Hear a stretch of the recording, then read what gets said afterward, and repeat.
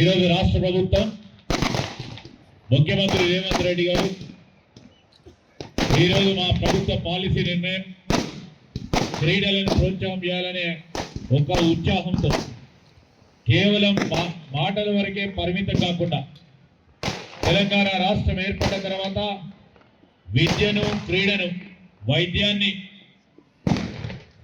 మరి గాలికి వదిలేసి ముందుకు నడిచిన వైనాన్ని మనం చూసినాం. క్రీడలకు ఒక ప్రాధాన్యత ఇవ్వాలని ఆ క్రమంలో అంతర్జాతీయ స్థాయిలో రాష్ట్రానికి వన్న తెచ్చిన వారికి ఈరోజు గ్రూప్ 1 ఆఫీసర్గా మనం గుర్తించి ఈరోజు గ్రూప్ 1 ఆఫీసర్లను చేసినాం. అక్కడే ఆగలేదు. ఈరోజు మొట్టమొదటిసారి 10 సంవత్సరాల తర్వాత ఈ రాష్ట్ర ప్రభుత్వం ఒక క్రీడా పాలసీ తీసుకొచ్చింది. స్పోర్ట్స్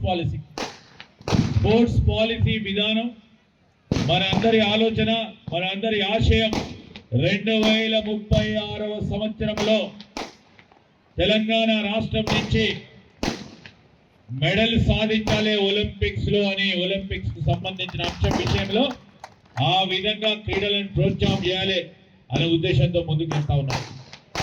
ఈ సందర్భంలో మా సోదరులు పీటీకి సంబంధించిన అంశం వచ్చినాం. ప్రభుత్వ పాఠశాలలలో క్రీడలకు సంబంధించి వారిని కూడా ప్రోత్సాహం చేయాలి విద్యార్థులని చాలా సంవత్సరాలుగా పెండింగ్ ఉన్న ఆ పీఈటీలకు సంబంధించిన పదవి ఉన్నతులకు సంబంధించిన అంశం విషయం కూడా ప్రమోషన్స్ కూడా ఏర్పాటు చేసుకొని దాదాపు పండితులకు ఈ పీఈటీలకు కలిపి 12,000 మందికి ఈరోజు రాష్ట్ర ప్రభుత్వం వారికి ప్రమోషన్ ఇచ్చి క్రీడలను ప్రోత్సాహం చేసే ఆలోచనలో ఉన్నాం. ఈరోజు ఇవన్నీ ఒకటి పాల్గొంటే కబడ్డీ అనే అంశం ఎవరంటే వారు ఆడొచ్చు. చాలా ఖరీదైన ఆట కాదు ఇది.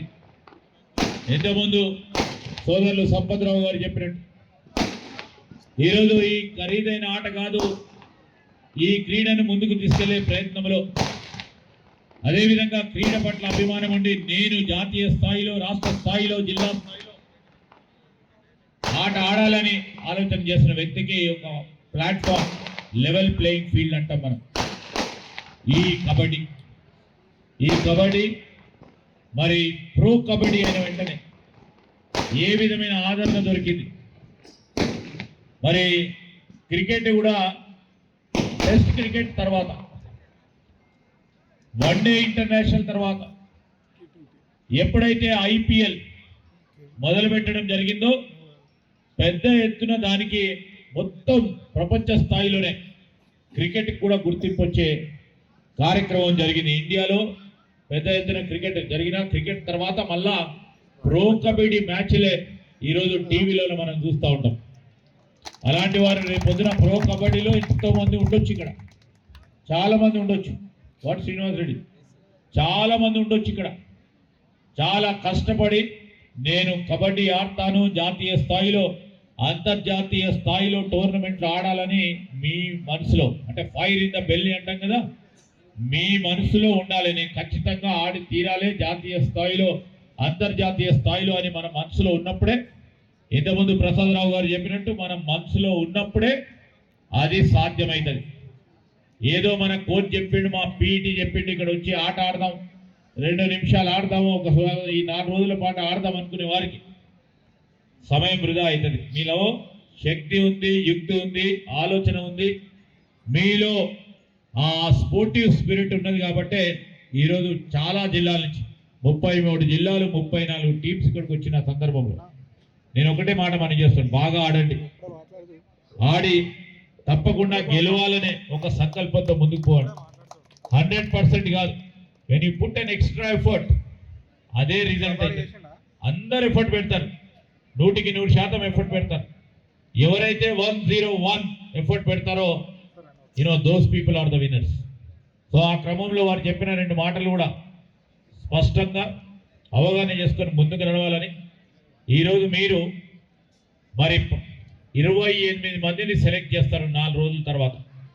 ఆ 28 మంది ఎవరో ఇంతమంది పాల్గొంటున్నప్పుడు నేను కావాలి ఆ 28 మందిలో ఒక్కరిని ఆ క్యాంపు పోవటానికని ప్రతి పండుకునేటప్పుడు లేచినప్పుడు నేను ఆ 28 మందిలో ఉంటున్నా, ఉండి తీర్తా అనే ఒక ఆలోచన చేసి ముందుకు నడవండి. తప్పకుండా మీరు తప్పకుండా ముందుకు నడిచే కార్యక్రమం చేస్తారు.